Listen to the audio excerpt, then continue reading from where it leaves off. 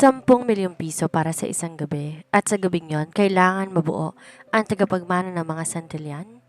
Si Rafi Santillan ang mukha ng Santillan Medical Empire, matalino, mailap at may madilim na sekreto. Sa loob ng 5 taon, naging baldado ang kanyang emosyon at pakikipag-ugnayan sa babae dahil sa isang trahedyang muntik nang tumapos sa kanyang buhay. Wala siyang mahawakang babae nang di kinakapos ng hininga hanggang sa makilala niya si Mira. Si Mira ay isang hamak na janitress na pilit tinatago ang kanyang ganda sa likod ng malaking salamin at kupas na uniforme. Ngunit sa isang aksidenteng pagkikita sa rooftop, natuklasan ni Rafi na ang balat ni Mira ang tanging gamot sa kanyang sumpa. Sa gitna ng desperasyon ng kanyang amang si Don Teodoro, gagawa si Rafi na isang kasunduan na babali sa lahat ng panuntunan. Isang alok na 10 milyon para sa isang babaeng walang-wala. Pero paano kung ang gamot na akala niya simpleng janitress lang ay may dala palang sekreto na gigiba sa buong imperyo ng mga Santillan? You cannot say no this time, Rafi. I want a grandchild as soon as possible. Maring wika ni Don Teodoro Santillan. Rafi ang tawag nito sa kanya, pero ang boses puno ng otoridad na hindi matatanggihan. Pero Dad, hindi po ganun kadaling gawin ang gusto ninyo. Alam niyo ang dahilan. Giit ni Rafi. Naroon siya sa kanyang opisina sa Santillan General Hospital nang bulabugin siya ng kanyang ama. But it's been 5 years. 5 taon na pero di ka pa rin nakakawala sa bangungot na ginawa ng babaeng yon. Sino bang doktor mo ngayon, ha? Sino't ora mismo ipapatanggal ko rin sa ospital natin? Napailing na lamang si Rafi. Ang pamilya nilang may-ari ng naglalakihang ospital sa buong bansa, pati ng construction at logistics. Santillan Group of Companies is one of the leading healthcare providers sa Southeast Asia. Dad, you cannot fire a doctor without a valid reason. Isa sa pinakamagaling na doktor sa Pilipinas si Enzo, one of the youngest we hired to be exact. I don't care. Kahit siya pang pinakamagaling sa buong mundo, Rafi. Kung di kanya kayang gamutin, walang kwenta sa akin ang pinag-aralan niya. Tugon ng matanda bago lumabas ng pinto. Naiwang mag-isa si Rafi, hinihingal. Ang kanyang happy-phobia, ang takot na mahawakan o makahawak na ibang tao, partikular ang mga babae, ay tila isang habang buhay na kulungan. Lumabas siya ng opisina para huminga ng sariwang hangin na aksidenteng mabangga na isang janitress na naglalampaso ng sahig. Naku sir, pasensya na po. Hindi ko po sinasadya. Mabilis na paumanhin ng babae. Reflex na hinawakan ni Mira ang braso ni Rafi para dito matumba sa madulas na sahig. Naganda si Rafi sa pamilyar na sikip ng dibdib sa pagkahilo at pandiri pero walang dumating. Sa halip isang kuryente ng ginhawa ang dumaloy sa kanyang kalamnan. Nanlaki ang mga mata ni Rafi habang nakatingin sa kamay ng janitress na nakakapit sa kanyang mamahaling suit. Anong pangalan mo? Tanong ni Rafi, ang boses ay paos, puno ng pagkabigla. Mira po, sir. Mira Soler, sagot ng babae. Bakas ang takot sa mga mata nito sa likod ng makapal na salamin. Tinitigan siya ni Rafi. Ito na yon, ang lunas. Ang susi sa kalayaan niya mula sa 5 taong bangungot. Mira, iwan mo ang mop na yan. Sumama ka sa akin sa loob. May alok ako sa iyong hindi mo matatanggihan. Seryosong sabi ni Rafi. Ano pong alok, sir? 10 milyon. 10 milyong piso. Magbunga lang ang sinapupunan mo ng isang Santillan? Nanatiling nakatayo si Mira sa gitna ng malawak na opisina ni Rafi. Ang marangyang carpet tila kumakain sa kanyang luma at kupas sa sapatos. Ramdam niya ang titig ni Rafi, isang titig na hindi mapanghusga kundi puno ng pag-asa at pagtataka. Sir, baka po nagbibiro lang kayo, mahinang sabi ni Mira. 10 milyon, isang gabi? Hindi po ako ganong klaseng babae. Hindi sumagot si Rafi sa halip, lumapit ito sa kanya. Dahan-dahan, maingat, na tila ba si Mira ay isang mailap na hayop na baka biglang tumakbo. Huminto si Rafi isang dangkalang layo sa kanya. Hindi to biro, Mira, at hindi ko binibili ang pagkatao mo, wika ni Rafi. Ang boses ay mababa at tila galing sa ilalim ng lupa. Binibili kong lunas na tayong ikaw lang ang nakapagbigay. Dahan-dahang itinaas ni Rafi ang kanyang kanang kamay. Nakita ni Mira ang bahagyang panginginig nito, pero nang muling dumampi ang mga daliri ng bilyonaryo sa balat ng kanyang palad, tumigil ang panginginig na iyon. Napabikit si Rafi. Humihinga ng malalim na tila ngayon lang nakalanghap ng sapat na oxygen. 5 taon, Mira. Panimula ni Rafi. 5 taon mula nung mangyaring gabing iyon. Napilitan si Rafi na harapin ulit ang multo ng kanyang nakaraan. 5 taon nakakalipas, nakatakda siyang ikasal kay Clarice. Ang babaeng akala niya ay katuwang niya sa pangarap. Ngunit sa mismong gabi ng kanilang engagement party natuklasan niya ang isang masamang plano. Si Clarice at ang kanyang sabuatan ay hindi lang pera ang habol. Plano nilang lasunin si Rafi at parabasin isang aksidente ang pagkamatay nito para makuha ang Santillan Group. Nang kumprontahin niya si Clarice sa isang abandonadong bahagi ng kanilang rest house, hindi ito natakot. Sa halip, tinawanan siya nito at tinangkang saksakin. Sa pakikipagbuno niya, nahulog sila sa isang bangin. Si Rafi ay nabuhay, ngunit ang trauma ng pagtataksil at ang hapdi ng sugat, pisikal at emosyonal ay nag-iwan ng malalim na pilat. Mula noon, nagkaroon siya ng happy phobia. Bawat dampi ng balat ng ibang tao, tila apoy na nagpapasiklab sa kanyang balat. Ang bawat babaeng na malapit sa kanya, nagpapadala sa kanya, sa mukha ni Clarice na puno ng galit at panlilinlang. Lahat ng doktor sumuko na sa akin, pagpapatuloy ni Rafi habang nakatitig sa mga mata ni Mira. Pero kanina nung hawakan mo ko, walang hapdi, walang takot, tanging katahimikan. Tumingin si Mira sa bilyonaryo.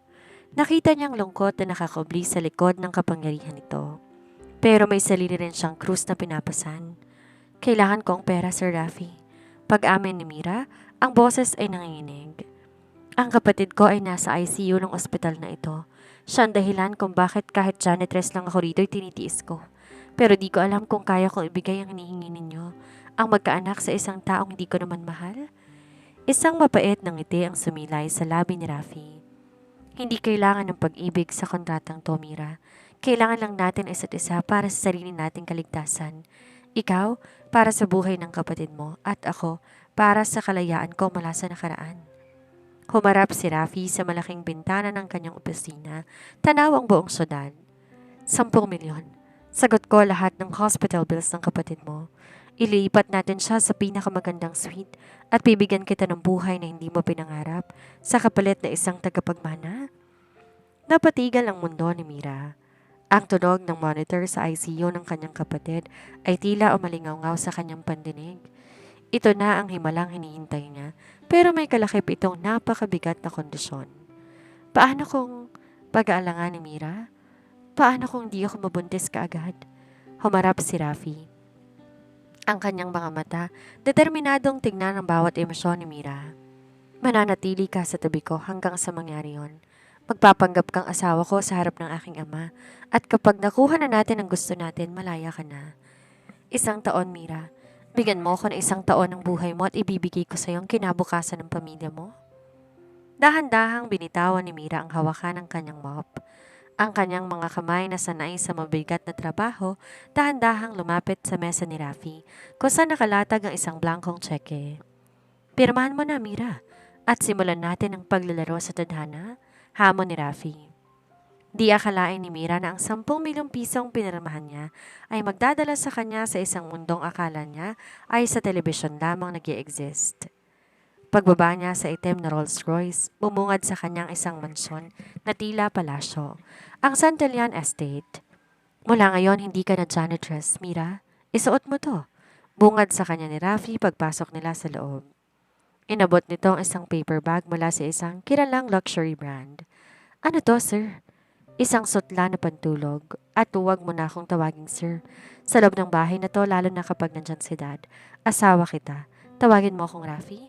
Seryosong utos ng lalaki. Puno ng kaba ang dibdib ni Mira habang nagbibihis sa isang silid na mas malaki pa sa buong barong-barong na inupahan niya sa labas ng lungsod. Ang suot niyang kupas na cotton shirt na palitan ng kulay rosas na silk robe na dumudulas sa kanyang balat. Paglabas niya, naghihintay si Rafi sa malawak na master's bedroom. Nakatayo ang bilyonaryo malapit sa balkonahe, hawak ang isang baso ng whiskey. Sa ilalim ng malamlam na ilaw, lalong naging misteryosong kagapuhan ito, pero bakas din ang tensyon sa kanyang panga. Halika rito, tawag ni Rafi. Dahan-dahan na lumapit si Mira. Nang nasa tapat na siya ng lalaki, biglang bumukas ang pinto. Pumasok si Don Teodoro, ang matandang Santillan na may dalang mga dokumento. Gusto ko lang siguraduhin na hindi kayo naglolokohan, Rafi. Anang matanda. Tinitingnan si Mira mula ulo hanggang paa. Sigurado ka ba rito? Isang janitress ang gagawin mong ina ng apo ko? Bago pa makasagot si Mira, biglang inabot ni Rafi ang kanyang bewang at tinila siya papalapit. Napasinghap si Mira. Ramdam niyang init ng katawan ni Rafi at sa pagkakataong ito, hindi nanginig ang lalaki. Bagkos, tila to kumuha ng lakas sa kanya. She's not just a janitress, Dad.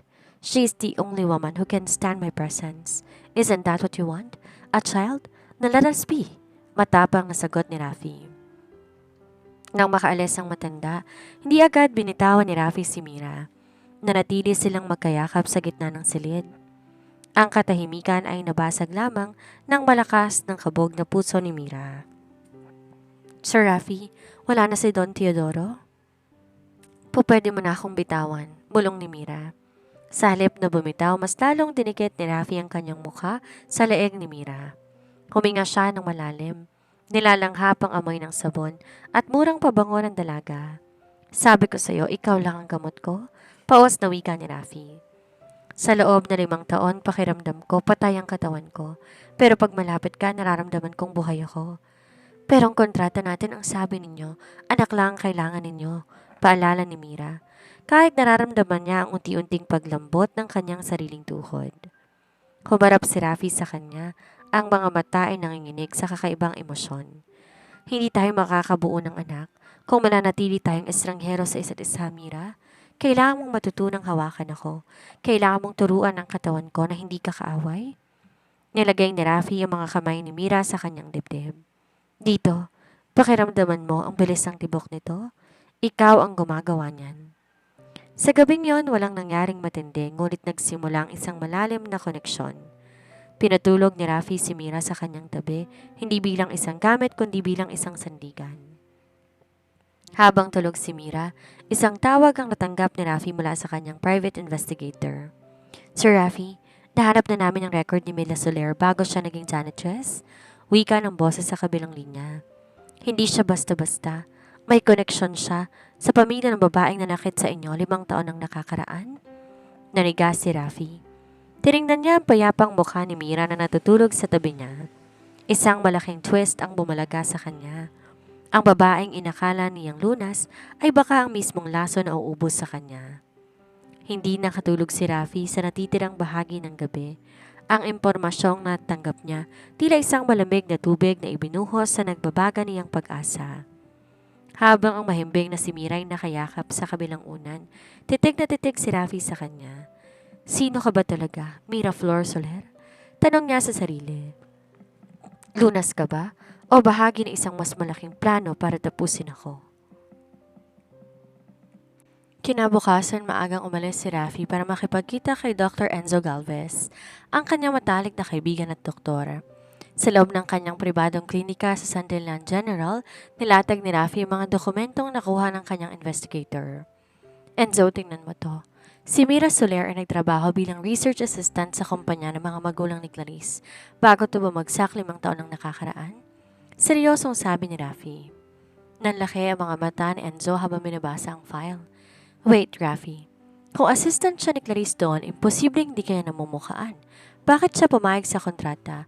Bakit siya nagpapanggap na janitress lang? Yun nga alamin ko. Mariing sagot ni Rafi.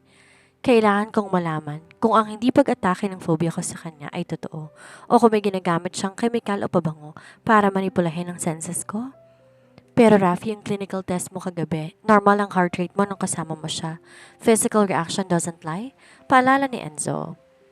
Samantala, naiwan si Mira sa mansyon. Hindi siya mapakali. Bagamat mayaman ang paligid, pakiramdam niya isa siyang ibon sa gintong kulungan. Habang naglalakad siya sa hallway, nakasalubong niya si Don Teodoro. Huwag mong isiping dahil pinirmahan mo ang kontrata, ay bahagi ka na ng pamilyang to, Mira. Malamig na bati ng matanda. You are just a vessel. Kapag naibigay mo ng tagapagmana, babalik ka sa kung saan ka nang galing? Yumuko si Mira, pilit pinipigilan ng luha. Alam ko po ang lugar ko, Don Teodoro. Ginagawa ko lang to para sa kapatid ko. Siguraduhin mo lang dahil ang mga Santillan hindi marunong magpatawad sa mga taong may itinatagong bahid sa nakaraan. Nang makabalik si Mira sa silid, mabilis niyang kinuha ang kanyang lumang bag. Mula sa isang secret compartment, tinabas niya ang isang luma at lukot na litrato. Narawan yon ng kanyang kapatid at ng isang babaeng kamukha ni Clarice. Patawarin mo ko, Rafi? Bulong ni Mira sa hangin habang hinahaplos ang litrato. Kailangan kong gawin to. Hindi lang para sa kapatid ko kundi para itamang pagkakamali ng pamilya ko sa'yo.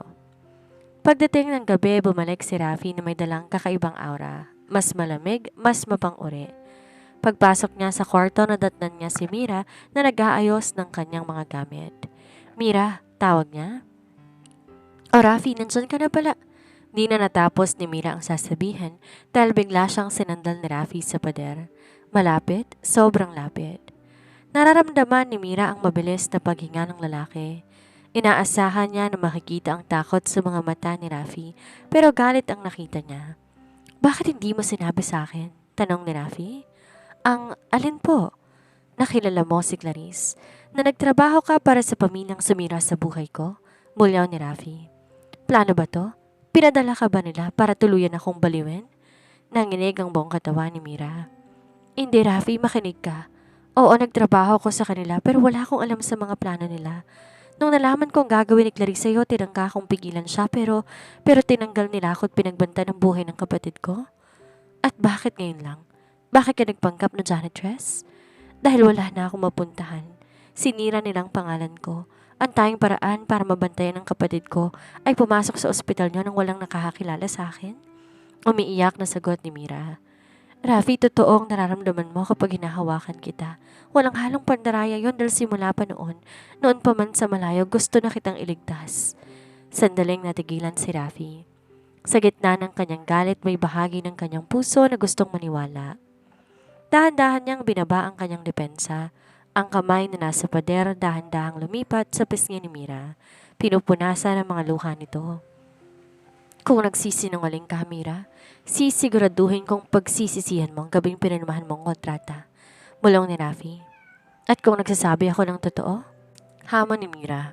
Sa halip sumagot, ginawa ni Rafi ang isang bagay na 5 taon niya nang di nagagawa sa kahit sinong babae. Dinampi niya ang kanyang labi sa noo ni Mira, isang selo ng pagtitiwala na may halong panganib. Gawin na natin ang pinunta mo rito. Aniya sa boses na puno ng pagnanasa at sakit. Bumuo na tayo ng bata. Ang hangin sa loob ng master's bedroom ay tila naging kuryente. Pagkatapos ng mainit na tensyon ng pagbubunyag, ang sumunod na katahimikan ay hindi nakakabingi, kundi puno ng mga salitang hindi masabi. Dahan-dahang binitawan ni Rafi ang pagkakasandal kay Mira, ngunit hindi siya lumayo. Nanatili siyang nakatitig sa dalaga, sinusuri ang bawat emosyon na dumadaloy sa mukha nito.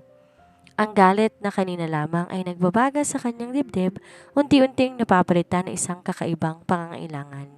Isang gutom na di lang para sa lunas kundi para sa koneksyon. Bakit ako, Mira? Tanong ni Rafi sa mahinang boses. Kung alam mong mapanganib ako, kung alam mong ang pamilya kong naging dahilan ng pagtatago mo, bakit ka pa rin bumalik sa kuta ng leon? Pinahid ni Mira ang huling bakas ng luha sa kanyang pisngi. Dahil ikaw lang ang biktima rito, Rafi. Nakita ko paano ka tingnan ni Clarice noon bilang isang tropeyo o checkbook at nang mabalitaan kong aksidente sa bangin, gabi-gabi akong nagdarasal na sana'y ligtas ka. Isang mapait na tawa ang kumawala sa bibig ni Rafi. Nakaligtas nga ang katawan ko, pero ang kaluluwa ko'y naiwan sa bangin na yon kasama ng tiwala ko sa mundo hanggang sa dumating ka. Hinatid ni Rafi si Mira patungo sa malambot na kama. Sa pagkakataong to, wala nang pag-aalinlangan ang kanyang paghawak. Ang kanyang happy phobia ay tila isang malayong alaala na lamang kapag ang balat ni Mira ang kanyang nadidikit. Para kay Rafi, si Mira ay tila isang neutralizer. Ang tayong elementong nagpapatigil sa bagyo sa loob ng kanyang isipan. Ang kontrata, bulong ni Mira nang maramdaman ang pagtabi ni Rafi sa kanya. Handa na ba kayo? Rafi, pagtatama ng lalaki. Kalimutan mo muna ang kontrata, Mira. Kalimutan mo muna ang 10 milyon. Sa gabing to, gusto ko lang maramdaman na hindi ako halimaw. Dahan-dahang hinubad ni Rafi ang kanyang suot na polo shirt. Pinapakita ang matitipon ng balikat na may ilang maliliit na pinat mula sa aksidente. Di umiwas ng tingin si Mira. Inabot niya ang kanyang kamay at dahan-dahang hinaplos ang pilat sa balikat ni Rafi. Isang malakas na singhap ang kumawala kay Rafi, hindi pandidiri kundi isang bugso ng emosyon. Sa loob ng 5 taon, yon ang unang pagkakataon na may humawak sa kanyang sugat ng may pagmamahal, hindi dahil sa medikal na pangailangan. Habang nangyayari ang marahang paglalapit ng dalawa sa loob ng silid, sa labas ng mansyon isang itim na sasakyan ang nakaparada sa dilim. Sa loob nito, isang babae ang nanonood sa mga ilaw ng Santillan Estate. So, nahanap na pala niya ang kanyang lunas. Wika ng babae habang hinihitit ang sigarilyo. Ang kanyang mukha bahagyang naaninag sa liwanag ng lighter, si Clarice. Akala mo ba ganun lang kadaling takasan na nakaraan, Rafi? Kung di kita napatay sa bangin, papatayin kita sa parang mas masakit sa pamamagitan ng babaeng pinagkakatiwalaan mo. Kinuha ni Clarice ang kanyang telepono at may tinawagan. Simulan na ang phase 2. Ipadala ang mga litrato kay Don Teodoro. Siguraduhing malalaman ng matanda na ang janitress na kinuha nila ay kapatid ng babaeng pumatay sa reputasyon ng mga Santillan. Isang masamang balak ang unti-unting nabubuo sa labas, habang sa loob ng kwarto sa ilalim ng mga kumot nabubuo naman na isang bagong buhay at isang pag-ibig na walang puwang sa isang kontrata. Kinabukasan, nagising si Mira na wala na si Rafi sa kanyang tabi, ngunit may iniwan tong isang maliit na papel sa bedside table. Hindi sapat ang 10 milyon para sa kapayapaang ibinigay mo sa akin kagabi. Hihintayin kita sa baba. May kailangan tayong ayusin para sa kapatid mo. Napangiti si Mira, ngunit ang kanyang ngiti ay agad na napawi nang makita niya ang kanyang cellphone. Isang text message mula sa isang di kilalang numero ang bumalaga sa kanya. Enjoying the billionaire's bed, Mira? Let's see how long he stays in love when he finds out you're the reason I knew where he was that night. See you soon, sis. Nabitawan ni Mira ang kanyang telepono. Ang kanyang madilim na sikreto ay hindi pa pala tapos at ang panganib mas malapit na kaysa inaasahan niya. Mabilis ang tibok ng puso ni Mira habang pababa ng hagdan. Ang text message na natanggap niya ay tila isang sumpa na bumabalot sa kanyang katawan. Sis, ang salitang yon ang nagkumpirma sa kanyang kinatatakutan. Buhay si Clarice at hindi to titigil hanggat hindi nauubos sa mga Santillan. Nadatnan niya si Rafi sa dining area, kausap ang kanyang ama na si Don Teodoro. Ang kapaligiran ay mabigat. Pagkakita ni Rafi kay Mira, agad tong tumayo at lumapit sa kanya. Isang banayad na hawak sa siko ang binigay nito. Isang protektibong kilos na hindi nakaligtas sa mapanuring mata ng matanda. Mira, ayos ka lang? Namumutla ka. Puna ni Rafi. Ang kanyang boses ay puno ng tunay na pag-aalala. Ayos lang ako, Rafi. Medyo nahilo lang siguro sa pagbangon, pagsisinungaling na. Maupo ka. Utos si Don Teodoro, ang tinig malamig pa sa yelo. May kailangan tayong pag-usapan. May natanggap akong anonymous email kaninang madaling araw. May mga dokumento ro na nagsasabing hindi ka lang basta janitress sa ospital, Miraflor. Nanigas si Mira sa kanyang kinaupuan. Tumingin siya kay Rafi na ngayon nakakunot ang noo at nakatingin din sa kanyang ama. Dad, if this is about her working for Clarice's family before, I already know. Pagtatanggol ni Rafi. She explained it to me. She was a victim too. A victim? Isang mapang-uyam na tawa ang kumawala kay Don Teodoro. Nilapag niya ang ilang litrato sa mesa. Tingnan mo ang mga to, Rafi. Ang mga litratong ito ay kuha nung gabi ng aksidente mo. Nakikita mo ba ang babaeng to na nasa background? Kausap ang tauhan ni Clarice? Tinuro ng matandang isang malabong imahe na isang babaeng nakatalukbong ngunit malinaw ang suot na pendant. Isang krus na ginto na suot ni Mira ngayon. Mira, ano to? Tanong ni Rafi. Ang boses ay nanginginig sa pagitan ng pagdududa at sakit. Sabi mo tinangka mo kaming pigilan. Pero ba't nandun ka sa kuta nila sa mismong araw na balak nila akong patayin? Rafi, makinig ka. Naiiyak na pagsusumamo ni Mira. Nandun ako dahil sinundan ko si Clarice. Gusto ko siyang pigilan pero huli na ako. Ang krus na yan binigay sa akin ni Clarice para manahimik ako. Pinagbantaan niya ang buhay ni Lito, ang kapatid ko. Enough! Sigaw ni Don Teodoro. Nalayas ang babaeng to sa bansong ito ngayon din? No! Harang ni Rafi, humarap sa kanyang ama. Hindi siya aalis. May kontrata kami, Dad, at higit sa lahat, kailangan ko siya. Kailangan mo ng isang espiya? Ng isang traidor? Kailangan kong babaeng nagparamdam sa akin na tao muli ako. Sagot ni Rafi na nagpatahimik sa buong silid. Hinarap ni Rafi si Mira. Hinawakan na magkabilang balikat nito. Mira, tingnan mo ako sa mga mata. Magsabi ka ng totoo. May kinalaman ka ba sa pagkahulog ko sa bangin? Ikaw ba ang nagturo sa kanila kung nasan ako? Hindi ko magagawa yon, Rafi. Hikbi ni Mira. Noon pa man mahal na kita. Kahit janitress ako na tinitingnan ka sa malayo, ikaw ang inspirasyon ko para magpatuloy. Paano ko sasaktan ng taong nagbigay sa akin ng pag-asa? Bago pa makasagot si Rafi, biglang tumunog ang telepono ni Mira. Isang video call mula sa ospital. Agad niya tong sinagot, iniisip na tungkol ito sa kapatid niya. Ngunit ang bumungad sa screen ay hindi ang mukha ng doktor, kundi ang dugo ang mukha ni Dr. Enzo Galvez na nakagapos sa isang upuan. At sa likod niya ay isang babaeng may suot na maskara, ngunit kilalang kilala ni Rafi ang mga mata nito. Hi, Arturo. Boses ni Clarice mula sa video. Did you miss me? O masyado ka nang nalilibang sa lunas mo? I have your best friend and soon I will have your baby too. Sabihan mong janitress mo, ang kapalit ng buhay ni Enzo at ng kapatid niya ay ikaw. Pumunta ka sa lumang warehouse sa Pier 13, mag-isa. Kung hindi, uunahin ko ang doktor mo. Pinatay ang tawag. Nanlambot ang mga tuhod ni Rafi. Ang kanyang trauma muling bumalik ng mas matindi.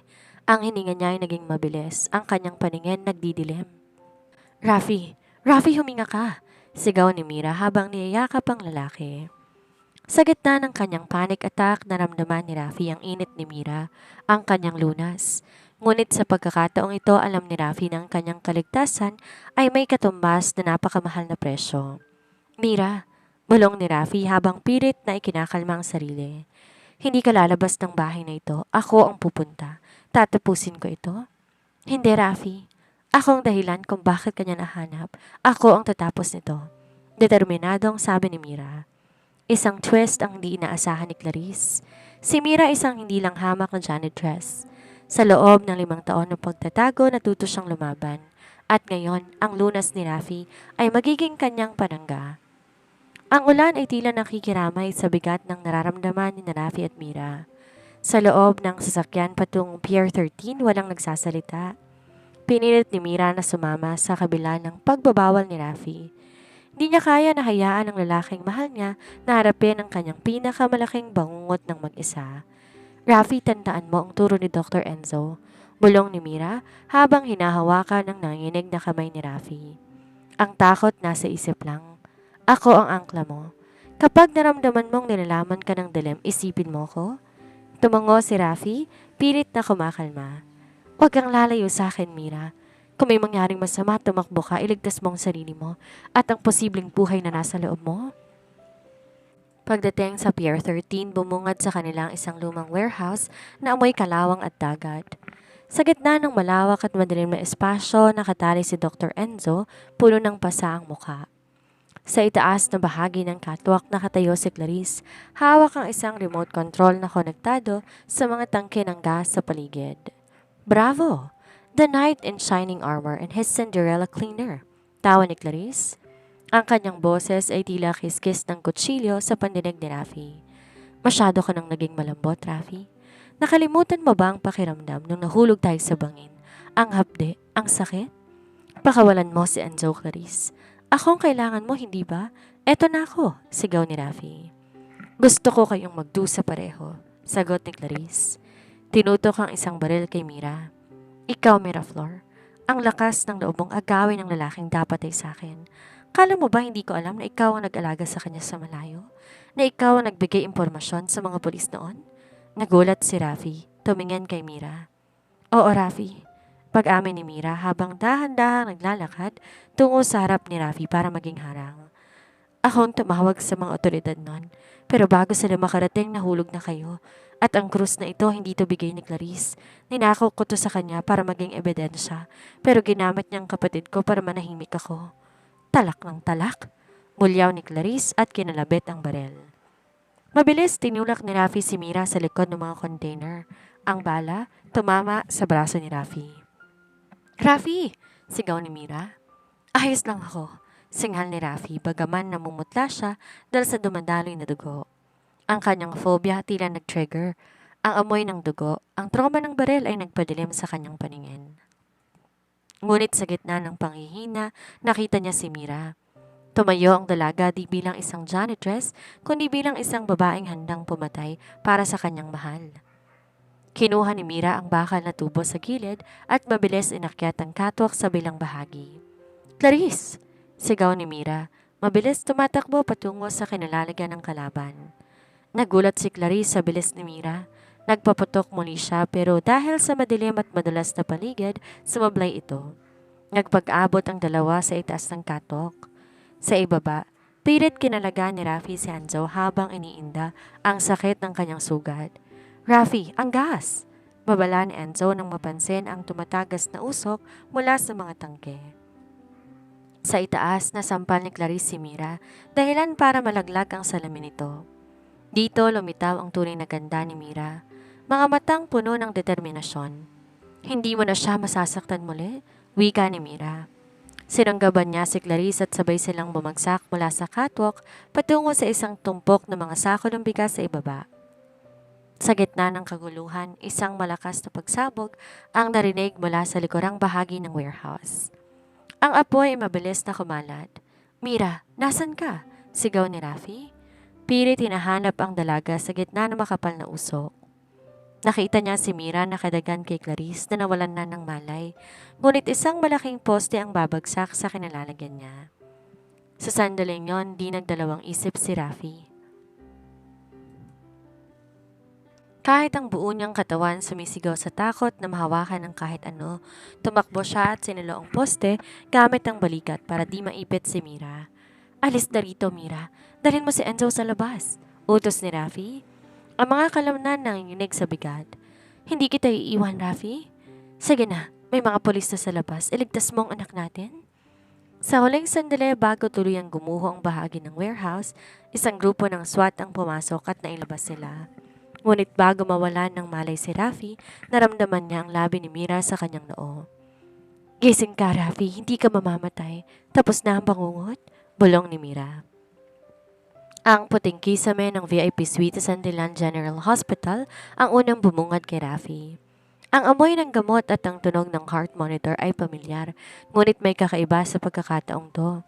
Di na siya nakakaramdam ng lula o pagnanais na tumakas sa sarili niyang ospital. Naramdaman niya isang mainit at malambot na kamay na nakahawak sa kanyang palad. Dahan-dahan niyang nilingon ang kanyang ulo at nakita si Mira. Natutulog sa tabi ng kanyang kama. Nakasuot pa rin ang hospital gown dahil sa mga tinamong galos, ngunit himbing na himbing. Hindi binawi ni Rafi ang kanyang kamay. Sa halip, pinanood niya ang bawat wagingan ng dalaga. Ang kanyang happy phobia ay tila tuluyang natunaw sa apoy ng Pier 13. Ang takot na mahawakan ng iba napalitan ng takot na mawala ang babaeng nasa harap niya. Bumukas ang pinto at pumasok si Dr. Enzo Galvez. May banda sa ulo pero nakangiti na. Gising na pala ang hero natin. Bulong ni Enzo para di maistorbo si Mira. How do you feel, Rafi? Any panic attacks? Umiling si Rafi, ang boses ay paos. Wala, parang gumaan ang lahat. Enzo, kamusta siya? Kamusta si Clarice? Bumuntong hininga si Enzo. Clarice is under heavy police guard sa kabilang wing. She survived pero habang buhay na siyang mabubulok sa ulungan. Tungkol naman kay Mira, she's a fighter, Rafi. Di siya umalis sa tabi mo mula na mailabas kayo sa warehouse. At may isa pa akong balita. Tumingin si Enzo sa natutulog na si Mira bago muling humarap kay Rafi. The explosion and the stress were dangerous but your cure is stronger than we thought. Mira is 4 weeks pregnant, Rafi. Magiging tatay ka na. Tila tumigil ang mundo ni Rafi. Isang anak, ang tagapagmanang hinihingi ng kanyang ama. Pero sa sandaling yon, hindi niya ito nakita bilang isang obligasyon sa kontrata. Nakita niya to bilang bunga ng isang pag-ibig na nagsimula sa basahan at nabuo sa gitna ng panganib. Anak, bulong ni Rafi. At sa hindi inaasahang pagkakataon, pumatak ang luha sa kanyang mga mata. Sakto nagising si Mira. Agad na nataranta na makitang umiiyak si Rafi. Rafi, bakit? May masakit ba sa'yo? Tatawag ako ng nurse. Mabilis siyang hila ni Rafi palapit at sa kauna-unahang pagkakataon ng walang pag-aalinlangan, niyakap niya to na mahigpit sa harap ng kanyang doktor. Salamat, Mira. Salamat sa pagliligtas sa akin at salamat sa anak natin, wika ni Rafi. Natigilan si Mira bago dahan-dahang napangiti at gumanti ng yakap. Alam mo na pala? Alam ko na. At alam ko rin na di sapat ang 10 milyon para sa halaga mo sa buhay ko. Sa pintuan ng silid nakatayo si Don Teodoro. Hawak ang kanyang tungkod. Pinapanood ng anak na sa wakas malayo na sa kanyang mga multo. Pumasok ang matanda na naging dahilan ng paghihiwalay ng dalawa. Dad, seryosong bati ni Rafi. Handang depensahan si Mira sakaling itaboy ulit ito ng kanyang ama. Ngunit nagulat sila ng dahan-dahan, lumapit ang matanda kay Mira. Kinuha ang isang maliit na box mula sa bulsa at inabot sa dalaga. Sa loob nito ay ang singsing na pagmamayari ng yumaong ina ni Rafi. The Santillan blood is strong but it needs a heart to keep it beating. Mukhang nahanap mo ng pusong yon, Rafi. Wika ni Don Teodoro. Tumingin siya kay Mira. I apologize for doubting you, Miraflor. Patawarin mo isang matandang desperado lang na makitang gumaling ang kanyang anak. Welcome to the family. Umiiyak na tinanggap ni Mira ang pagtanggap ng matanda. Pero bago matapos ang tagpo, may kumatok sa pinto. Isang lalaking naka-wheelchair ang tinulak ng isang nurse. Ate Mira, tawag ng bata. Lito, sigaw ni Mira. Ang kanyang kapatid na maayos ng lagay pagkatapos ng matagumpay na operasyon na pinondohan ni Rafi ay naroon na. Naging kompletong lahat. Ang janitress na pumasok sa ospital para maglinis ng dumi ng iba ay siya palang maglilinis sa madilim na tadhana ng mga Santillan. So, Rafi, biro ni Enzo habang paalis. Anong plano mo sa 10 milyong piso sa kontrata ninyo? Tumingin si Rafi kay Mira, puno ng pagmamahal. Ipapangalan ko yon sa foundation na itatayo namin para sa mga batang katulad ni Lito. Dalang asawa ko hindi siya mabibili ng pera. She's priceless. 6 na buwan ang mabilis lumipas matapos ang trahedya sa Pier 13. Ang dating madalim at tahimik na mansyon ng mga Santillan tila nabalot ng bagong buhay. Wala nang amoy ng luma at malamig na silid. Napalitan to ng halimuyak ng mga sariwang bulaklak at ang masiglang paghahanda para sa isang bagong miyembro ng pamilya. Si Mira ay hindi na ang janitress na nakayoko sa mga pasilyo. Ngayon siya nang tumatayo bilang vice chairperson ng Santillan Foundation. Sa ilalim ng kanyang pamumuno ang 10 milyong pisong dapat ay bayad sa kanya ay naging panimulang pondo para sa Solar Wing. Isang espesyal na departamento sa ospital na magbibigay libreng operasyon sa puso para sa mga batang kapuspalad, tulad ng kanyang kapatid na si Lito. Mira, dahan-dahan lang. Sabi ng doktor, kailangan mo magpahinga. Sita ni Rafi na makita ang asawa, abalang nag-aayos ng mga papeles sa kanilang garden. Lumapit si Rafi, dahan-dahan niyakap si Mira mula sa likod. Ang kanyang mga kamay ay humantong sa malaki ng tiyan ng asawa. Wala na ang panginginig, wala na ang takot. Ang bawat haplos ni Rafi ay puno na ngayon ng seguridad at pagmamahal. Rafi, ayos lang ako. Ang kulitin kasi nitong baby namin eh. Ayaw kong patulugin kung di ako gumagalaw. Nakangiting sagot ni Mira habang sinasandal ang ulo sa balikat ng asawa. Mana sa daddy niya. Gustong laging may ginagawa. Biro ni Rafi. Sa kabila ng katahimikan, di naging madali ang 6 na buwang paglipas. Marami ang kumwestiyon sa kredibilidad ni Mira. Ang mga board members ng Santillan Group ay nagduda kung ang isang dating janitress ay kayang humawak ng ganon kalaking pondo. Ngunit doon napatunayan ni Mira ang kanyang galing. Ang kanyang karanasan sa research na nagtatrabaho pa siya sa pamilya ni Clarice ay nagamit niya para ayusin ang sistema ng ospital. Isang hapon habang naglalakad ang mag-asawa sa ospital para sa regular check-up ni Mira, nakasalubong nila si Dr. Enzo. Rafi, Mira, mabuti nandito kayo. I have the results of the latest 4D ultrasound. Masayang bati ni Enzo. Pumasok sila sa klinika at doon nakita nila sa screen ang marinaw na anyo ng kanilang anak. Isang batang lalaki. He has your nose, Rafi, puna ni Mira, habang nangangalidlid ang luha sa kanyang mga mata. And he definitely has your chin, Mira, sagot ni Rafi. He is a Santillan but he will grow up with the heart of a Soler. Habang masayang lahat, may isang itim na envelope na iniwan sa desk ni Rafi pagbalik niya sa kanyang opisina. Walang stamp, walang pangalan na nagpadala. Pagbukas niya isang lumang litratong nasa loob, larawan ni Rafi at Mira nung unang araw na nakita sila sa ospital, noong naglalampaso pa si Mira. Sa likod ng litrato may nakasulat, Ang lunas ay maaaring pansamantala pero ang kasalanan ay panghabang buhay. Handa ka na bang malaman ang huling sikreto ng iyong ama? Napakunot noo si Rafi. Akala niya tapos ng lahat kay Clarice. Sino nagpapadala nito? Tumingin siya sa bintana at nakita ang kanyang amang si Don Teodoro masayang kalaro si Lito sa garden ng ospital. Naisip ni Rafi, meron pa bang nakatagong bahagi ng kwento na hindi pa nila nabubuksan? Ang 10 milyong alok ba ay talagang ideya lamang ng kanyang ama para sa isang apo o may mas malalim pa itong dahilan? Rafi, halika na. Naghihintay na si Dad para sa dinner? Tawag ni Mira mula sa pinto. Mabilis tinago ni Rafi ang sobre sa kanyang drawer. Ngumiti siya sa asawa. Isang ngiting pilit na itinatago ang bagong kaba. Susunod na ako, mahal. May tinatapos lang? Ang bagong simula ay tila nababahiran muli ng anino. Ngunit sa pagkakataong to ay hindi na mag-isa si Rafi. Anumang bagyo ang dumating, alam niya, ang janitress na bumihag sa puso niya ay hindi nahahayaan na may dumi na muling sumira sa kanilang tahanan. Ang gabi ay tahimik, ngunit ang isipan ni Rafi tila may nagaganap na digmaan. Di siya mapakali sa tabi ni Mira na mahimbing na natutulog. Dahan-dahan siyang bumangon at bumalik sa kanyang opisina sa loob ng mansyon. Nilabas ang itim na sobre at muli tinitigan ang sulat sa likod. Ang huling sekreto ng iyong ama. Di nakatiis si Rafi. Alam niya na may alam si Enzo.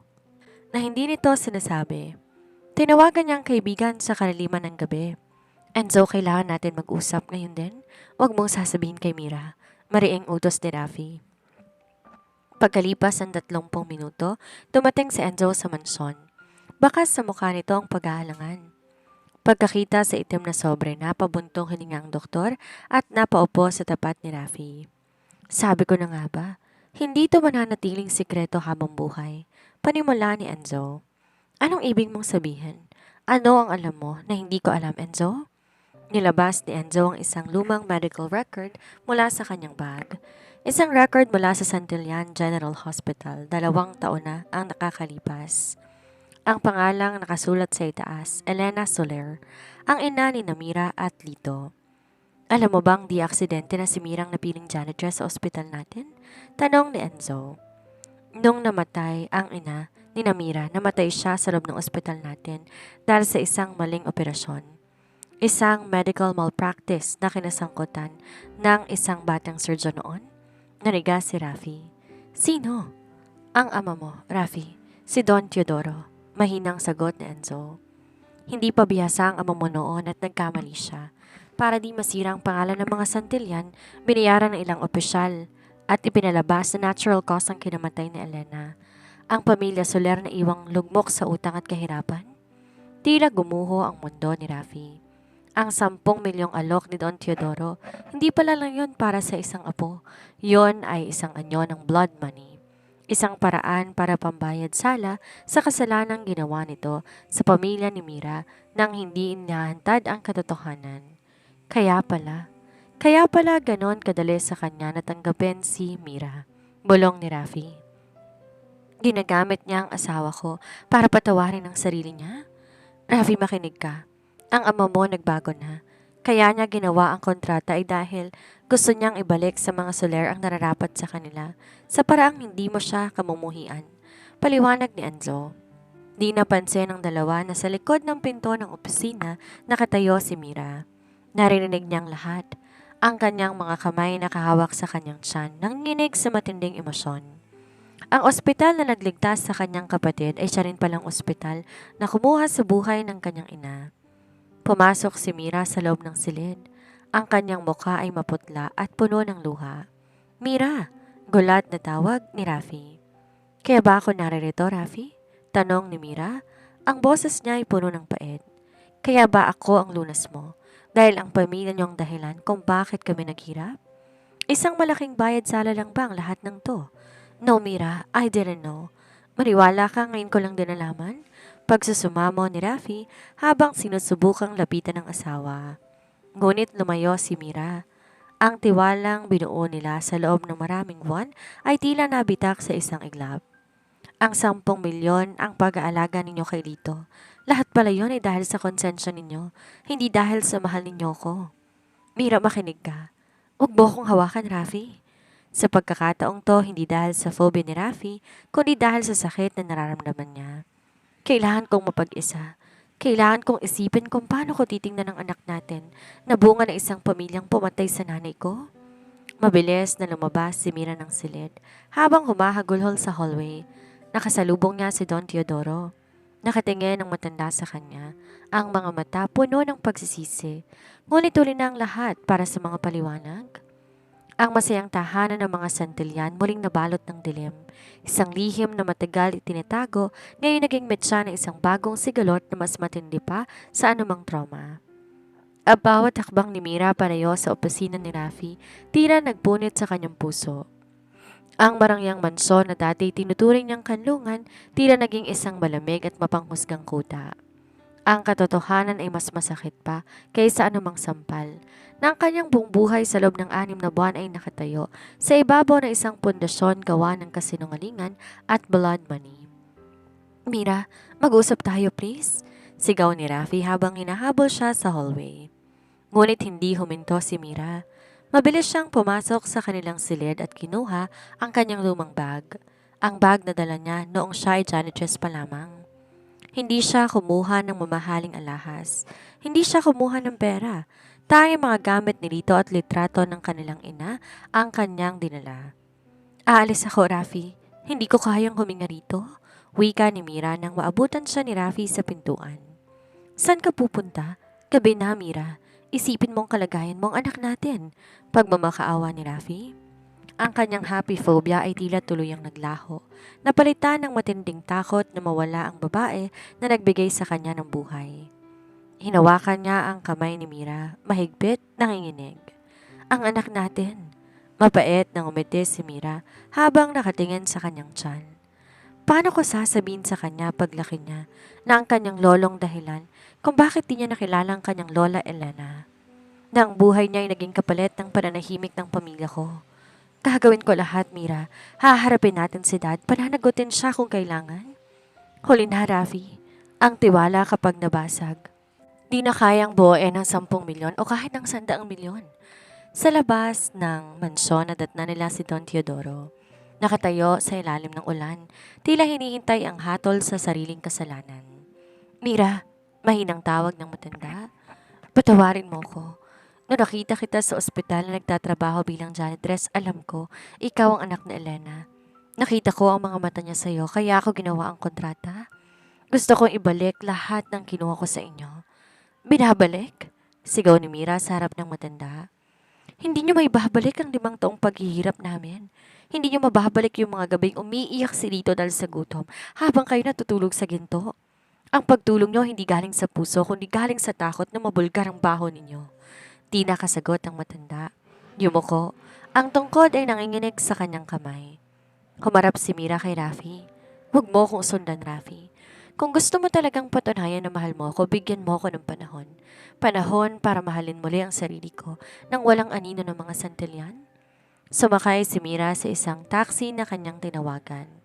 Habang papalayo ang sasakyan, nakita niya sa rearview mirror ang anino ni Rafi nakaluhod sa gitna ng kalsada, basang-basa ng ulan at winawasak ng sariling pagsisisi. Lumipas ang 2 linggo. Nagtago si Mira sa isang maliit na bayan sa Laguna, sa bahay ng isang malayong kamag-anak.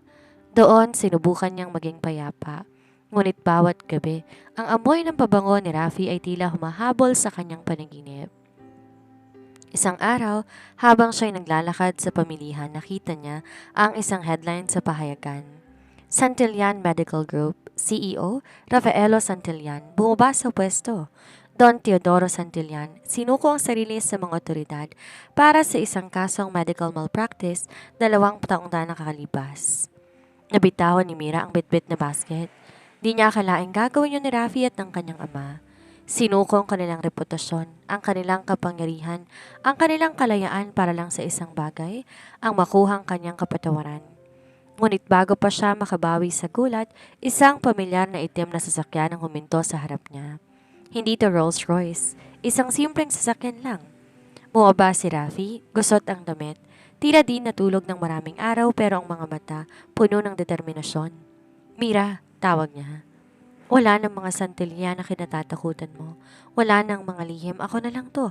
Si Rafi, ang lalaking kailangan ng kanyang lunas. Santillan Medical Group CEO Rafaelo Santillan bumaba sa pwesto. Ang hangin sa Laguna sariwa ngunit sa pagitan ni Rafi at Mira tila may pader na kasing tigas ang semento. Nakatitig si Mira sa lalaki nasa harap niya. Itong Rafi na hindi niya nakilala sa loob ng mansyon. Walang mamahaling relo, walang bodyguards, at walang bakas ng pagiging makapangyarihang CEO. Bakit mo ginawa yun, Rafi? Mahinang tanong ni Mira. Tinutukoy ang balita tungkol sa pagsuko ng kanyang ama at ng pagbaba sa pwesto. Sinira niyo ang pangalan niyo para sa isang kasalanang nangyari na 20 taon ang nakakalipas? Hindi ito pagsira, Mira. Ito ay paglilinis. Humakpak si Rafi papalapit ngunit tumigal na makita na bahagyang umatras si Mira. Sinabi ko sa'yo, hindi ako makakatulog sa ginto habang alam ko na ang bawat sentimo nito ay may bahin ng luha mo. My father is facing the consequences now at ako, iniwan ko ang posisyon ko dahil hindi ko kayang pamunuan ang isang institusyon na may utang na dugo sa asawa ko. Pero ang anak natin, parang kinabukasan niya. Ang kinabukasan niya hindi yan nakadepende sa apelidong Santillan, kundi sa katotohanan, wika ni Rafi. Mas gusto ko siyang lumaking anak ng isang marangal kaysa sa anak ng isang bilyonaryo na nagtatago sa likod ng kasinungalingan. Sa mga sumunod na araw, hindi umalis si Rafi sa Laguna. Nagrenta siya ng isang maliit na kwarto malapit sa tinitirhan ni Mira. Araw-araw dinadala niya ang dalaga ng mga sariwang prutas at gatas. Di siya namimilit pumasok sa loob ng bahay. Nililigawan niyang muli ang asawa sa parang hindi niya nagawa noong may hawak silang kontrata.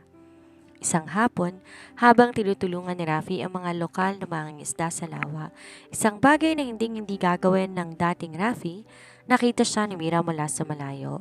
Nakita ang pagbabago sa lalaki. Nawala ang lamig sa mata nito. Pinalitan ng kapayapaan na kahit ang 10 milyon ay di kayang bilhin. Rafi, tawag ni Mira.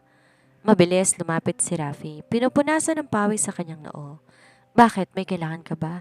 Masakit ba ang tiyan mo? Napangiti si Mira ng bahagya. Ayos lang kami.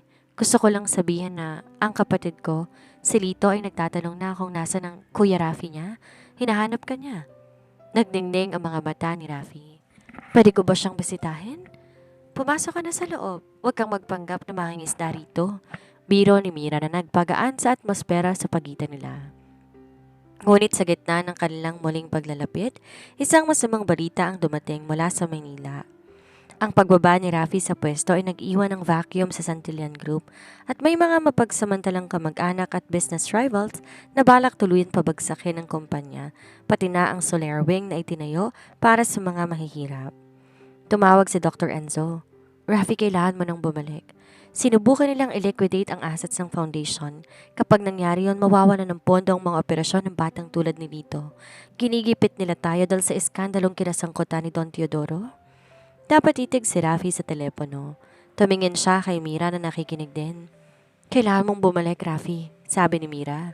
Hindi para sa pangalan ng ama mo, kundi para sa mga batang umaasa sa ospital. Huwag mong hayaan ang kasalanan ng nakaraan pumatay sa pag-asa ng hinaharap. Sasama ka ba sa akin? Tanong ni Rafi. Hinawakan ni Mira ang kamay ni Rafi. Sa pagkakataong to, walang pag-aalinlangan. Hindi lang bilang lunas mo, kundi bilang katuwang mo.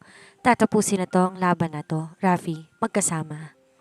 Babalik sila sa Maynila hindi bilang bilyonaryo at janitress, kundi bilang mag-asawang handang itamang mali at protektahan ng kanilang pamilya mula sa mga buwitre ng korporasyon. Ang pagbabalik ni Rafi at Mira sa Maynila ay hindi naging tahimik. Sinalubong sila ng mga kislap ng kamera at mapanuring mga tanong ng media. Ngunit sa pagkakataong to, hindi nagtago si Rafi. Hawak niya ang kamay ni Mira ng mahigpit habang naglalakad sila papasok sa punong tanggapan ng Santillan Group of Companies.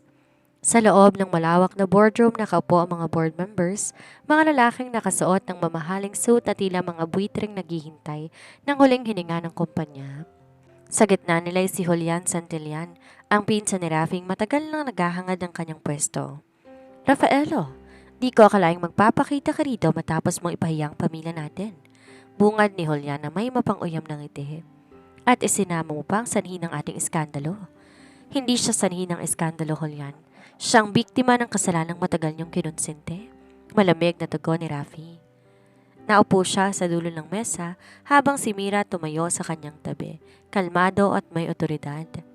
Narito kami para pag-usapan ang liquidation ng Santillan Foundation, ani na isang matandang board member. Wala na tayong pondo. Ang mga investors nag-aalisan dahil sa kaso ni Don Teodoro. Ang Soler Wing kailangan isara para maisalba ang kumpanya. Dito na sumingit si Mira. Nilapag niya ang isang makapal na dokumento sa mesa. Ang Soler Wing ay hindi lang isang charity ward. Sa loob ng 6 na buwan, nakakuha tayo ng international grants mula sa World Health Organization dahil sa research data na ginawa namin. Ang pagsasara nito nangangahulugan ng paglabag sa mga kontratang pandaigdig na magreresulta sa mas malaking multa kaysa sinasalba ninyong pera. Nagkatinginan ng mga board members. Di nila inaasahan ng isang dating janitress ay may alam sa mga legal na aspeto ng kanilang operasyon. At isa pa, pagpapatuloy ni Rafi. Isinusuko ko lahat ng aking personal shares ng kumpanya. Ibenta ninyo ang aking mga ari-arian, ang aking mga sasakyan, at ang aking mga bahay. Gamitin yung perang yon pambayad sa utang ng kumpanya sa isang kondisyon. Mananatiling bukas ang Soler Wing at ang lahat ng operasyon para sa mahihirap ay magpapatuloy. Nababaliw ka na ba, Rafi? Sigaw ni Julian. Mawawalan ka ng yaman, magiging mahirap ka. Naging mahirap na ako sa loob ng 5 taon nang wala akong maramdaman kundi takot at galit. Sagot ni Rafi habang nakatingin kay Mira. Ngayon, mas mayaman ako sa inyong lahat dahil nahanap ko ang kapayapaan na di kayang bilhin ng pera. Sa gitna ng tensyon, biglang bumukas ang pinto. Pumasok si Dr. Enzo kasamang isang abogado. May karagdagan kaming balita. Ani Enzo? Natuklasan namin na si Julian ay matagal nang nakikipagsabwatan kay Clarice bago pa man ang aksidente sa Pier 13. Siya ang nagpopondo sa pagtatago ni Clarice para tuluyang mawala si Rafi sa pwesto. Namutla si Julian. Ang mga dokumentong nilabas ng abogado hindi maikakaila. Sa loob ng ilang minuto ang sitwasyon ay bumaligtad. Imbes na si Rafi ang mapalayas, si Julian ang kinaladkad palabas ng mga security guards habang nagmumura at naiwang tahimik ang boardroom. Ang mga board members na dati gustong pabagsakin si Rafi, ngayon ay humihingi ng tawad. Hindi ko kailangan ng inyong posisyon, huling wika ni Rafi. Pinapaubaya ko ang pamumuno kay Enzo at sa board. Ako at ang asawa ko magtutuon na lamang sa pamamahal ng foundation sa labas ng politika ng kumpanyang ito. Paglabas nila ng gusali, huminga ng malalim si Mira. Ramdam niya ang pagod pero magaan ang kanyang pakiramdam. Sigurado ka ba rito, Rafi? Isusuko mo ang lahat? Alalang tanong ni Mira.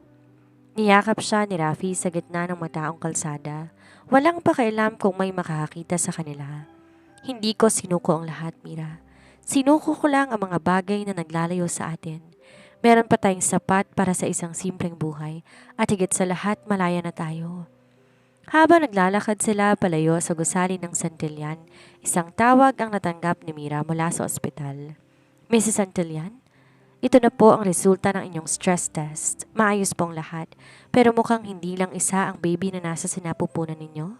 Twins po ang bibigay ninyo kay Sir Rafi. Napahinto si Mira at tumingin kay Rafi na may luhang dumadaloy sa kislap ng kanyang mga mata. Ang 10 milyong alok ay nauwi sa isang kayamanan na hindi mabilang, isang pamilyang buo, marangal at malaya sa nakaraan. Ang huling 3 buwan ng pagbubuntis ni Mira hindi naging madali dahil sa kanyang maselan na kalagayan at ang katotohanang kambal ang kanyang dinadala. Naging tila anino niya si Rafi. Ang dating bilyonaryong CEO na laging nakasuot ng suit ay mas madalas na ngayong nakasuot ng apron. Nagluluto ng masustansyang pagkain para sa asawa sa kanilang bagong tahanan. Isang simpleng villa sa labas ng lungsod, malayo sa ingay at tinig ng korporasyon. Rafi, kaya ko namang uminom ng tubig ng mag-isa. Biro ni Mira habang pinapanood si Rafi na nagmamadaling dalhan siya ng baso bago pa man siya makatayo sa sofa. Hindi maaari, sabi ni Enzo. Kailangan mong iwasan ang sobrang paggalaw. Seryosong sagot ni Rafi. Lumuhod siya sa harap ni Mira. Hinaplos ang malaking tiyan nito. Kamusta ang mga maliliit na Santillan sa loob? Eto, para naglalaro ng football. Siguradong mana sa iyong likod? Tawa ni Mira. Ngunit sa likod ng kanyang kaligayahan may isang bagay na hindi pa rin nabibigyan ng tuldok. Ang ugnay ni Rafi sa kanyang ama, si Don Teodoro, ay nasa isang private detention facility habang hinihintay ang pinal na desisyon ng korte. Isang gabi, habang nagbabasa ng libro si Mira, ay nakita niyang nakatulala si Rafi sa balkonahe. Lumapit siya at niyakap ang asawa. Puntahan mo na siya, Rafi, bago pa dumating ang mga bata. Huwag mong hahayaan lumaki silang may bitbit na galit ang ama nila sa kanilang lolo. Kinabukasan, binisita ni Rafi si Don Teodoro. Ang matanda, tila tumanda ng 10 taon sa loob lamang ng ilang buwan. Wala ng kanyang otoridad, tanging pagsisisi na labang ang baka sa kanyang mga mata. Rafi, hindi ko inaasahang darating ka. Mahinang wika ng matanda. Hindi ako naparito para sa iyo, Dad. Naparito ako para sa mga apo mo, sagot ni Rafi. Nilapag niya ang isang kopya ng sonogram sa mesa. Kambal sila, isang lalaki at isang babae.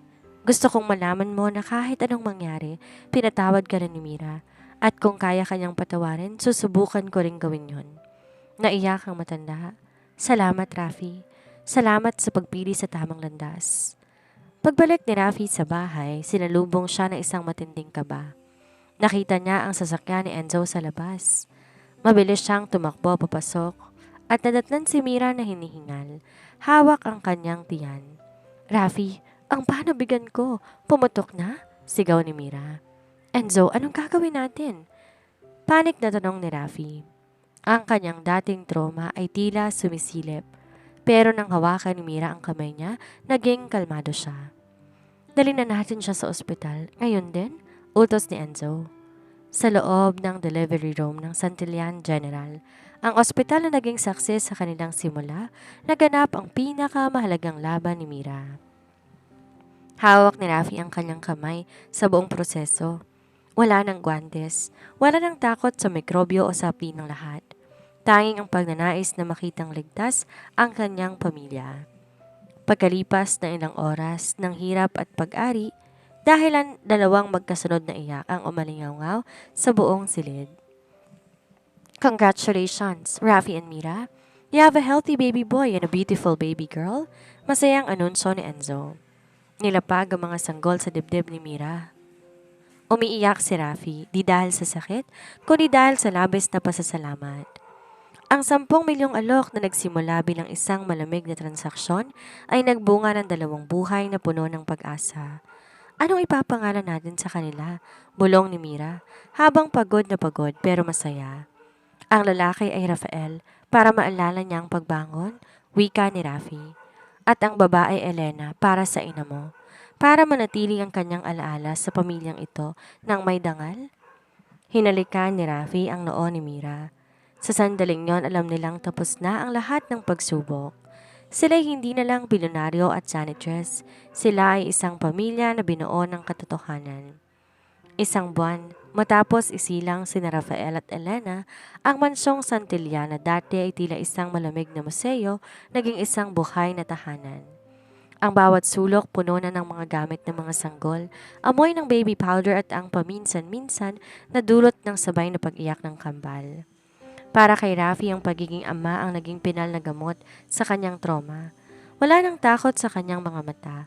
Ang mga kamay na dati nanginginig sa tuwing may hahawak sa kanya, sanay na ngayon sa paghihele at pagpapalit ng lampin. Rafi, matulog ka na muna. Kanina ka pagising mula madaling araw. Bulong ni Mira habang hinihimas ang likod ng asawa. Ayos lang ako, Mira. Gusto ko lang silang panoorin, pakiramdam ko. Kapag pumikit ako, baka maglaho ng lahat ng ito.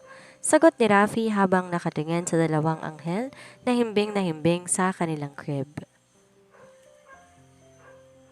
Ngunit sa gitna ng kapayapaang ito, may isang huling obligasyon si Rafi. Isang obligasyon na kailangan niyang harapin para tuluyang maghilom ang mga sugat ng nakaraan. Kinabukasan sa tulong ni Enzo, dinala ni Rafi at Mira ang kambal sa isang lugar na di nila akalaing babalikan nila ng may ngiti. Ang sementeryo kung saan nakahimlay ang ina ni Mira, si Elena Soler. Inayos ni Mira ang mga bulaklak sa puntod. Nay, nandito na po kami. Ito po ang mga apo ninyo. Si Elena ay pinangalan po namin sa inyo para laging sariwang alaala ninyo sa amin. Tumayo si Rafi sa tabi ni Mira, karga si Rafael. Elena, patawarin niyo po ang pamilya ko sa lahat ng sakit na naidulot namin. Hindi ko na maibabalik ang nakaraan pero pinapangako ko ng batang to'y lalaking may takot sa Diyos at may pagmamahal sa kapwa. Hindi nila mararanasang mamuhay sa kasinungalingan.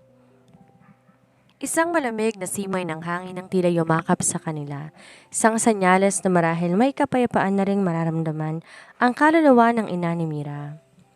Pagkatapos ng kanilang pagbisita sa sementeryo, dumaan sila sa ospital, hindi para magtrabaho kundi para sa huling paghaharap kay Clarice.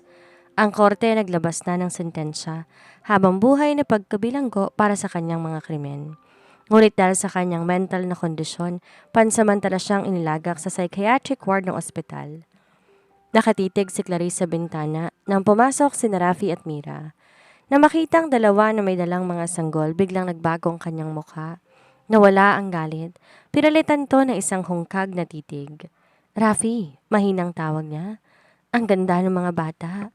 Clarice, ani Rafi, ang boses ay matatag. Naparito kami para sabihing wala na kaming galit sa'yo.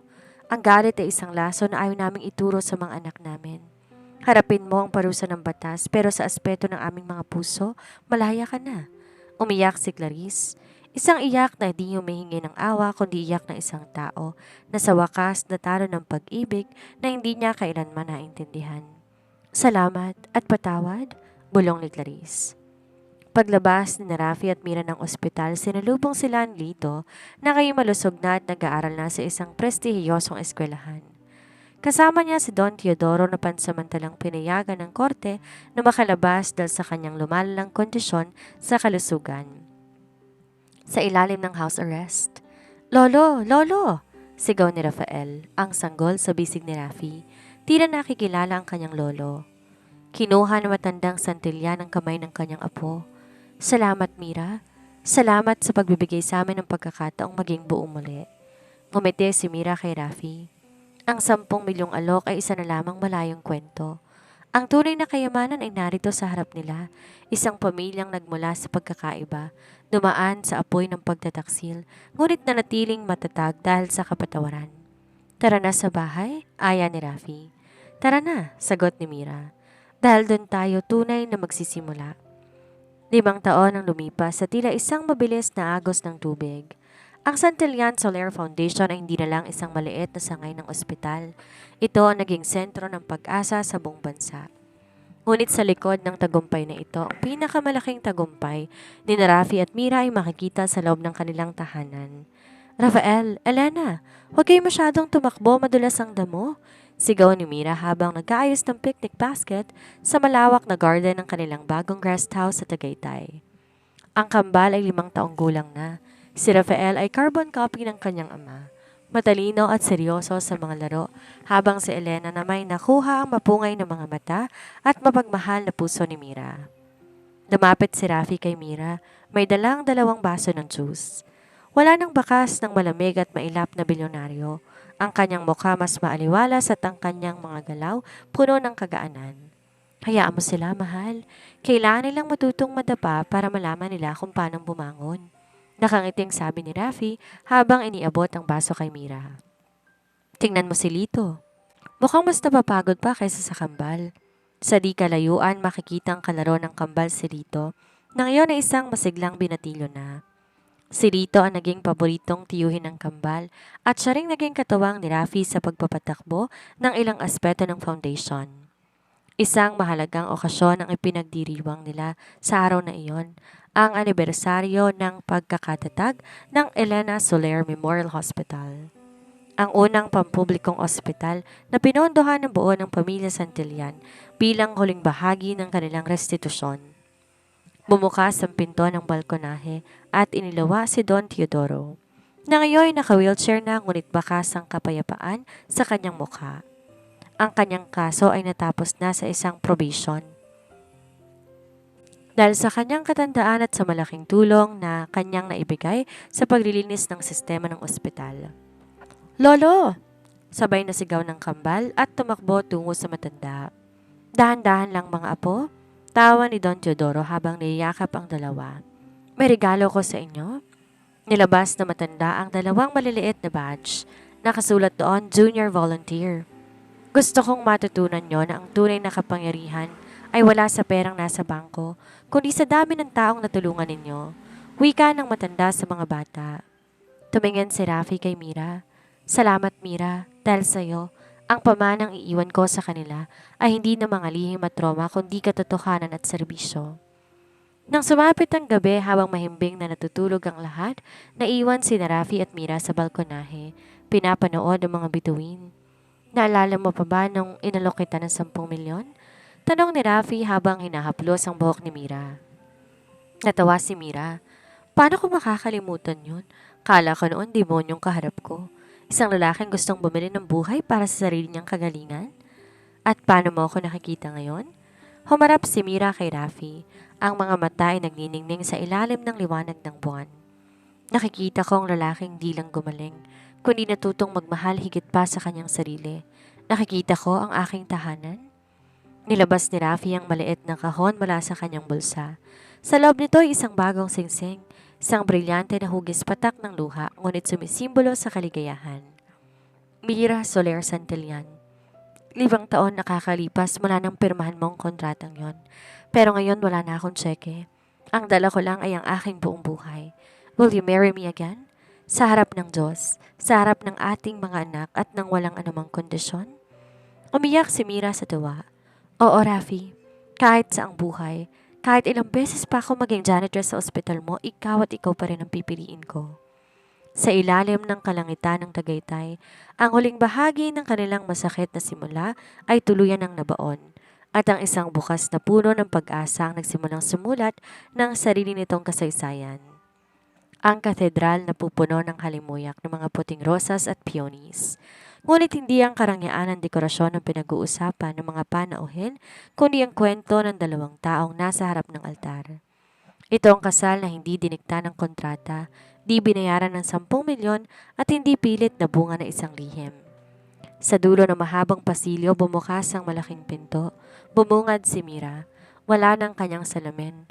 Ang kanyang mukha ay maningning. Suot ang isang minimalist na sutlang gown na disenyo ng isang sikat na designer na kanyang natulungan sa foundation. Sa kanyang kaliwa, karga ang isang maliit na bouquet at sa kanyang kanan mahigpit ang kapit ni Rito na ngayon isang ganap ng binata at kanyang escort. Sa harap ng altar, naghihintay si Rafi. Sa tabi niya ay ang kanyang best man na si Dr. Enzo. Sa harap ay ang kambal, si Rafael na seryosong may hawak ng singsing. At si Elena na masayang nagsasabog ng mga talulot ng bulaklak. Nang makarating si Mira sa harap ni Rafi, kinuha ng lalaki ang kanyang kamay. Sa pagkakataong to ang haplos ni Rafi, matatag, puno ng init at walang bakas ng kahit anong panginig.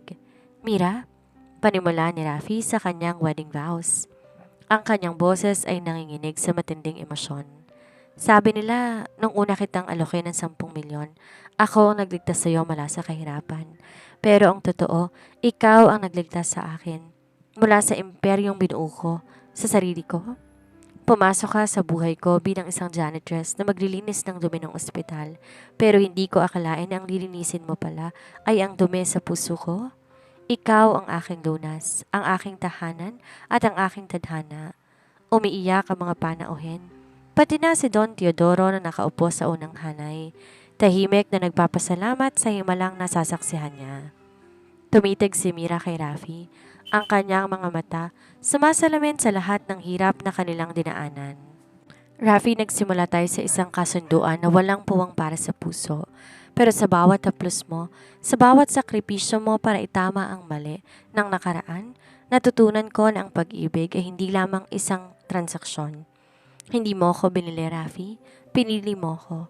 At habang buhay kong pipiliin na maging katuwang mo sa pagpapagaling hindi lang para sa sarili natin, kundi sa mundong ito. I now pronounce you husband and wife, wika ng pari.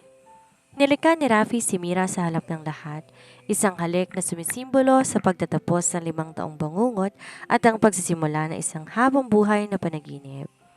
Epilogo. Pagkalipas na ilang oras, sa gitna ng kanilang reception sa tabing dagat, ay lumayo sandali ang mag-asawa para pagmasdan ang paglubog ng araw. Alam mo, Rafi, bulong ni Mira habang nakasandal sa balikat ng asawa. Minsan iniisip ko, paano kung di ako nabangga sa'yo sa hallway nung araw na yon? Paano kung nanatili lamang akong janitress at ikaw ay ang bilyonaryong takot sa mundo? Niyakap siya ni Rafi ng mahigpit.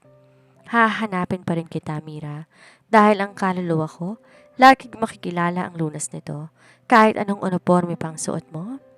Napatingin sila sa dalampasigan kung saan naglalaro ang kambal kasama si Lito at Enzo. Ang tawanan nila ay humahalo sa tunog ng mga alon. Wala nang 10 milyong kontrata, wala na ang takot, at ang tanging natitiray ang katotohanan ng pinakamalaking kayamanan ay hindi nasusukat sa halaga ng pera, kundi sa tapang na magpatawad at magmahal ng totoo. Minsan, ang buhay ay mag-aalok sa atin ng mga shortcuts, mga kontrata, o pagkakataong tila madali pero may kapalit na kaluluwa. Huwag kang matakot na magsimula sa ibaba dahil doon mo matutuklasan ng mga taong tunay na makakasama mo sa pag-akyat. At kung ikaw man ay kasalukuyang nasa gitna ng isang bangungot, tandaan mo, may darating na lunas. Maaaring hindi ito 10 milyon, pero ito ay magiging sapat para ipaalala sa iyo na karapat dapat kang mahalin ng buo. Dito, nagtatapos ang kwento ng janitress at ng bilyonaryo. Isang kwento na nagsimula sa isang desperadong alok, ngunit natapos sa isang wagas na pag-ibig.